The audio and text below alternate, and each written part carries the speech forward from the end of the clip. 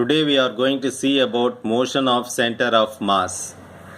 Equipped with the definition of the center of mass, we are now in a position to discuss its physical importance for a system of n particles.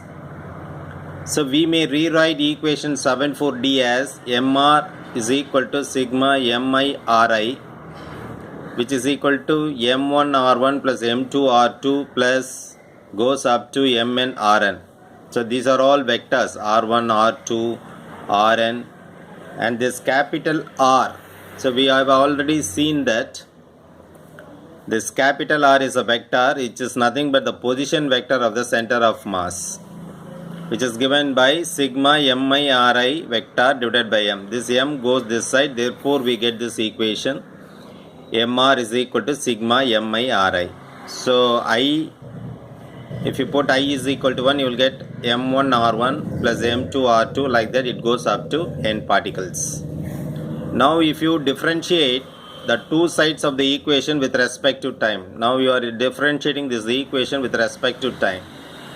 So m dr by dt, here m1 is constant, dr1 by dt. Similarly m2 dr2 by dt goes up to mn drn by dt. So we all know that dr by dt, so rate of change of distance, dr by dt is nothing but velocity. So mv is equal to, this is velocity of the particle v1, v2 and so on. So mv is equal to m1 v1 plus m2 v2 plus goes up to mn vn. So where v1 is equal to dr1 by dt is the velocity of the first particle, v2 is equal to dr2 by dt is the velocity of the second particle, etc. v is equal to dr by dt is the velocity of the center of mass. Okay. Note that we assume that the mass m1, m2, etc. do not change in time. We have therefore treated them as constant in differentiating the equations with respect to time. So we have treated this masses m1, m2, m3 as constant because they don't change with time. Now once again what we are doing is differentiating equation 7.8 with respect to time. So this equation is differentiated with respect to time. So m is constant, dv by dt. Now dv by dt will become acceleration. m1 dv1 by dt, m2 into dv2 by dt, and goes up to mn differentiating vn divided by dt. That means dv by dt is nothing but acceleration. Here also acceleration of the first particle, second particle, and goes up to nth particle. So mass into acceleration, which is equal to m1 a1 plus m2 a2 plus goes up to mn an. Okay. Now where a1 is equal to dv1 by dt is the acceleration of the first particle, a2 is equal to dv2 by dt is the acceleration of the second particle, etc.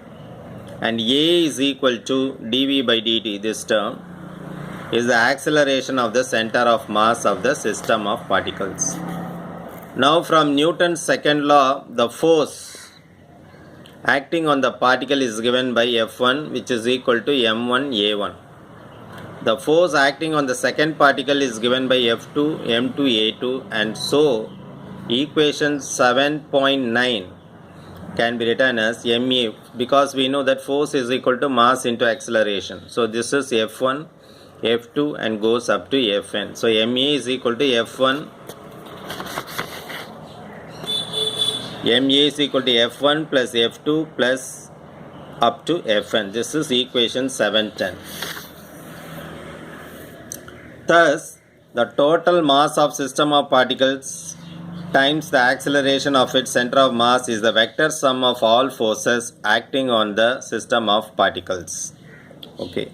Note, when we talk of the force F1 on the first particle, it is not a single force, but the vector sum of all the forces on the first particle. Likewise, for the second particle, etc.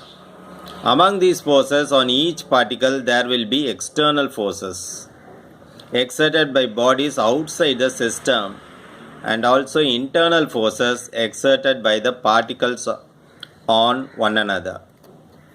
We know from Newton's third law that these internal forces occur in equal and opposite pairs. And in the sum of forces of equation 710, their contribution is 0. That is, if you consider a particle, a big mass, and if you consider individual particle, they will have, each and every particle will have equal and opposite force, internal force. So for each case, these forces will get cancelled and final value is 0. Therefore, the internal force of the particular body is 0. So only the external forces contribute to the equation. This is important. We can then rewrite equation 610 as MA is equal to force external. Even though we have seen in this equation MA is equal to F1 plus F2 plus Fn, this is only due to the external force and not due to the internal force. So MA is equal to F external. So where F external represents sum of all external forces acting on the particle of the system. So equation 711 states that the center of mass of a system of particles moves as if all the mass of the system was concentrated at the center of mass and all the external forces were applied at that point.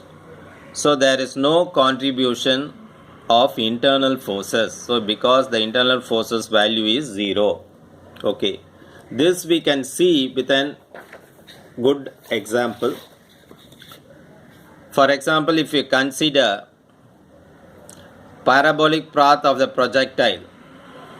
See, figure 712, the center of mass of the fragments of the projectile continues along the same parabolic path which it would have followed if there were no explosion. Assume a bomb is following a projectile path. If the bomb has not been exploded at this point, it will reach this point. Even if the bomb has been exploded, that is due to the internal forces, not due to the external forces.